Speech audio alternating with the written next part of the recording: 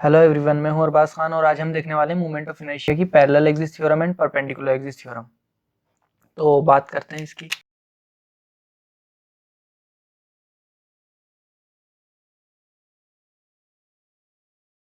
Basically parallel axis theorem and perpendicular axis theorem हमारे काम आती है यहाँ पे। अगर हमें एक एक्सिस के अबाउट मोमेंट ऑफ इनर्शिया पता है तो हम किसी और एक्सिस के अबाउट मोमेंट ऑफ इनर्शिया निकाल सकते हैं। तो इसको समझने के लिए हम देखते हैं, एक बॉडी बना लेते हैं। ये कोई एक्सिस है जिसके अबाउट इस बॉडी का मोमेंट ऑफ इनर्शिया है आई, ठीक है। और ये दूसरी एक्सिस है जिसके अबाउट हमें मोमेंट ऑफ इनर्शिया फाइंड करना है, ठीक है। ये बॉडी, इसका मास m है, यूनिफॉर्मली डिस्ट्रीब्यूटेड है। और यहाँ पे दोनों एक्सिस के बीच की जो डिस्टेंस है, दोनों एक्सिस के बीच की जो दूरी है वो d है, ठीक है। इसको बोल देते हैं हम एक्सिस a, इसको बोल देते हैं हम एक्सिस b, ठीक है। तो a एक्सिस के अबाउट हमें मोमेंट ऑफ इनर्शिया पता है कितना I, और b एक्सिस के अबाउट हम मोमेंट ऑफ इनर्शिया कैलकुलेट करने वाले हैं। तो according to parallel axis theorem, parallel axis theorem क्या कहती है? मोमेंट ऑफ इनर्शिया अबाउट, मैं लिख देता हूँ यहाँ पे b। तो moment of inertia about B क्या हो जाएगा? मोमेंट ऑफ इनर्शिया अबाउट बी हो जाएगा moment of inertia about A plus M into जो इसके बीच की डिस्टेंस उसका स्क्वायर, डी स्क्वायर, ठीक है। तो क्या हमें moment of inertia of B पता चल जाएगा? बिल्कुल, ठीक है। अब इसको अप्लाई कैसे करना है वो हम देख लेते हैं।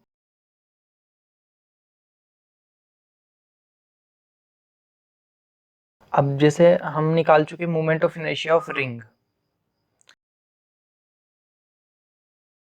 Moment of inertia of ring about its centre of mass और एक्सिस, ठीक है। ये एक्सिस इसके सेंटर ऑफ मास से पास हो रही है, तो इसके अबाउट हम इसका मोमेंट ऑफ इनर्शिया रिंग का क्या था, याद है आपको? M R square. अगर इसकी रेडियस कितनी है? आर, ठीक है। ये हम पिछले लेक्चर्स में निकाल चुके। तो इस एक्सिस के अबाउट हमें मोमेंट ऑफ इनर्शिया पता था एम आर स्क्वायर, ठीक है। तो इसके पैरेलल एक एक्सिस है यहाँ पे जो इससे टच होती हुई जा रही है, उसके अबाउट अगर हमें मोमेंट ऑफ इनर्शिया बताना है, इसको बोल देता हूँ मैं आई बी। तो क्या हम बता सकते हैं? तो आप अगर यहाँ से ध्यान से देखेंगे तो ये डिस्टेंस रेडियस के बराबर है, तो ये डिस्टेंस दोनों एक्सिस के बीच की रेडियस के बराबर है, ठीक है। तो हम इसको अप्लाई कैसे करेंगे? हमें आई बी निकालना है। आई बी इज इक्वल टू कितना हो जाएगा? आई ए, दैट इज दिस एक्सिस। तो इसके अबाउट तो हमें पता था मोमेंट ऑफ इनर्शिया कितना है, एम आर स्क्वायर। तो ये कितना हो जाएगा? एम आर स्क्वायर प्लस साथ में हम क्या करेंगे? M D square. और डी क्या है? Distance between two axis. तो दोनों एक्सिस के बीच की डिस्टेंस यहाँ पे आर है, तो ये दोबारा से कितना हो जाएगा? M R square. तो ये ओवरऑल कितना हो जाएगा? M R square plus M R square two M R square. तो ये आई भी आ गया, ठीक है।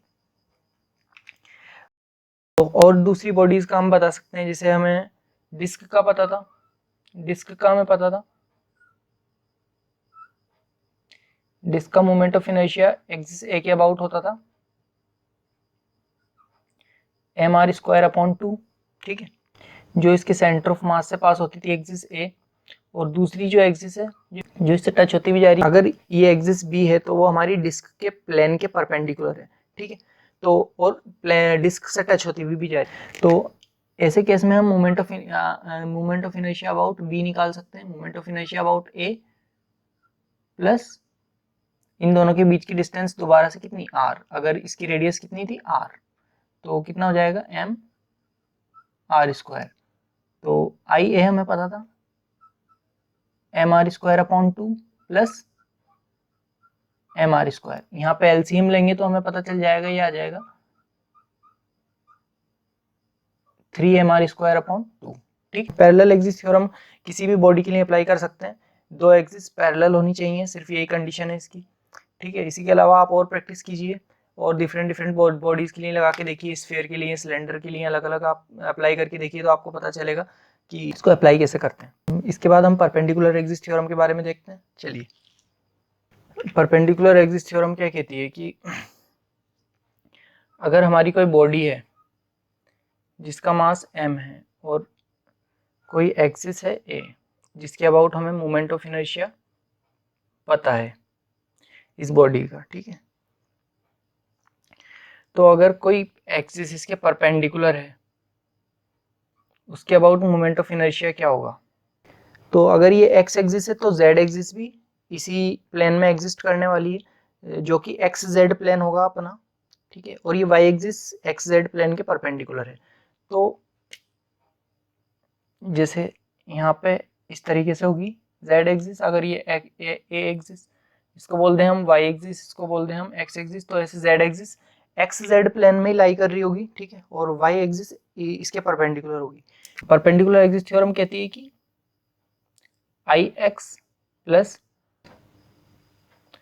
आई Z is equal to I Y. हमें यहाँ पर जो मोमेंट ऑफ इनर्शिया लेना है वो उन एक्सिस का लेना है जो एक ही प्लेन में है। जैसे यहाँ पे हमने माना है एक्स और जेड प्लेन और वाई एक्सिस इसके परपेंडिकुलर है, तो इसलिए हम यहाँ पे परपेंडिकुलर वाली एक्सिस को अलग से लिखेंगे और दोनों जो एक ही प्लेन में एक्सिस लाई कर रही हैं उनको एक साथ लिखेंगे, ठीक है।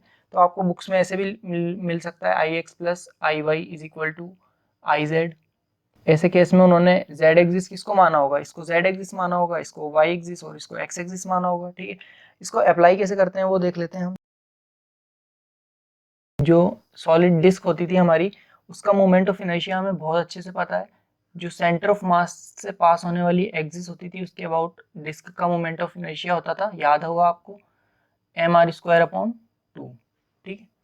अच्छा, तीनों एक्सिस एक दूसरे के परपेंडिकुलर होंगी, ठीक है, ये तो पक्की बात है। अच्छा, अब जो बाकी की दो एक्सिस होंगी वो प्लेन ऑफ डिस्क के अंदर लाई कर रही होंगी। तो एक डिस्क ऐसे जा रही होगी, एक एक्सिस ऐसे जा रही होगी यहाँ पे, लेट से ये होगी जेड एक्सिस और एक्स एक्सिस ऐसे। अच्छा, एक्स एक्सिस और जेड एक्सिस याद रहे कौन से प्लेन में है? प्लेन ऑफ डिस्क में है, ठीक है। और ये वाली perpendicular to the plane of disc, ठीक है। तो ऐसे केस में, अच्छा अब आप देखिए ये डिस्क है, अगर मैं इस ऐसे डिस्क बनाऊं अगर, तो इसके अबाउट एक एक्सिस अगर ऐसे है और एक एक्सिस ऐसे है, तो क्या इन दोनों एक्सिस के about moment of inertia same ही आने वाला है? बिल्कुल। अगर इसके about moment of inertia I होगा तो इसके अबाउट भी क्या होगा? आई। आई बी अगर हम निकाल लें तो आई बी मान लेते हैं, अगर इसके अबाउट आई बी है तो इसके अबाउट भी आई बी ही होने वाला है, पक्की बात है, ठीक है। तो हमें एक्स एक्सिस के अबाउट और जेड एक्सिस के अबाउट पता चल गया कि मोमेंट ऑफ इनर्शिया सेम है। अब जो एक ही प्लेन में लाई कर रही है एक्सिस वो कौन सी है? वो जेड एक्सिस और एक्स एक्सिस, और उन दोनों के अबाउट हमें मोमेंट ऑफ इनर्शिया पता चल गया आई बी, और इसके अबाउट भी आई बी, दोनों के अबाउट सेम होने वाला है।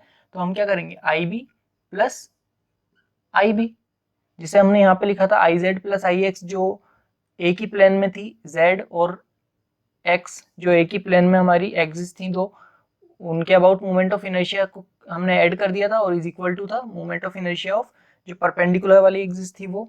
तो I B plus I B is equal to कितना हो जाएगा? जो हमारा ये वाला मोमेंट ऑफ इनर्शिया है दैट इज mr²/2, ठीक। तो I B plus I B कितना हो जाएगा? 2IB, और इज इक्वल टू mr²/2, ठीक है। तो यहाँ पे आई बी कितना हो जाएगा? आई बी इज इक्वल टू हो जाएगा mr²/, ये क्रॉस मल्टीप्लीकेशन होके नीचे आएगा तो ये हो जाएगा mr²/4। तो ये हमारा मोमेंट ऑफ इनर्शिया आ जाएगा जो परपेंडिकुलर एक्सिस है उसके अबाउट, ठीक है। ऐसे ही रिंग का भी हम कर सकते हैं बहुत आराम से। जैसे रिंग में अगर ये रिंग बनाए हम, तो एक एक्सिस ऐसे थी जिसके अबाउट हमें पता था मोमेंट ऑफ इनर्शिया mr²। इसके परपेंडिकुलर दो एक्सिस होंगी, उसके अबाउट उन दोनों ही एक्सिस के अबाउट इस रिंग का मोमेंट ऑफ इनर्शिया सेम आने वाला है, that is I, that is also I. तो हम क्या करेंगे? I plus I is equal to mr², 2i is equal to mr², I is equal to mr²/2। और चाहे इस एक्सिस के अबाउट चाहे इसकी परपेंडिकुलर जो एक और एक्सिस होगी उसके अबाउट, दोनों के about equal moment of inertia आएगा, और वो कितना आएगा? mr²/2। और ये किस केस में? रिंग के केस में। और डिस्क के केस में mr²/4। यानी कि मोमेंट ऑफ इनर्शिया यहाँ भी हाफ हो गया, यहाँ भी मोमेंट ऑफ इनर्शिया हाफ हो गया। स्फीयर के लिए कैलकुलेट करके देख सकते हैं, परपेंडिकुलर एक्सिस थ्योरम और पैरेलल एक्सिस थ्योरम लगा के देख सकते हैं।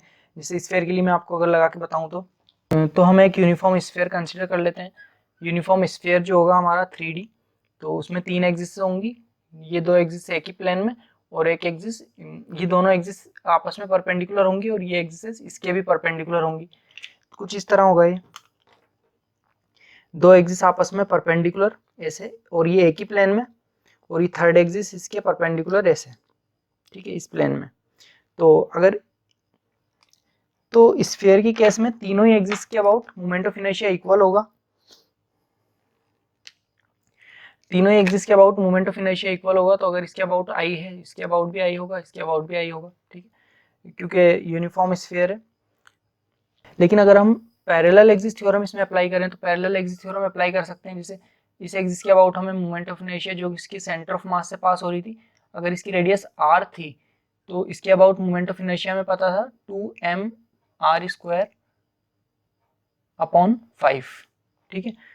तो इसके पैरेलल एक एक्सिस है जिसकी दूरी यहाँ से कितनी होगी r, तो उसके अबाउट मोमेंट ऑफ इनर्शिया कितना हो जाएगा, जो इसको टच करती भी जा रही है, ठीक है, इसके अबाउट मोमेंट ऑफ इनर्शिया हो जाएगा IB, ठीक है। ये B एक्सिस मान लेते हैं, ये A एक्सिस मान लेते हैं, IA दैट इज हमें पता है 2mr² upon 5 plus m into distance का स्क्वायर। डिस्टेंस कितनी है दोनों एक्सिस के बीच की, r, तो mr²। तो आप LCM लेंगे तो ये हमें पता चलेगा 7mr² अपॉन 5 आ जाएगा। आई होप आपके समझ में आया होगा मोमेंट ऑफ इनर्शिया। अगर आप और बॉडीज़ के लिए खुद से घर पे ट्राई करें तो आपको और अच्छे से क्लियर हो जाएगा। और अगर कोई भी रिलेटेड डाउट हो इससे तो आप कमेंट कीजिए, कमेंट में मैं ज़रूर रिस्पॉन्ड करूँगा। तो हम मिलते हैं नेक्स्ट वीडियो में एक नए टॉपिक के साथ, ठीक है। Thank you.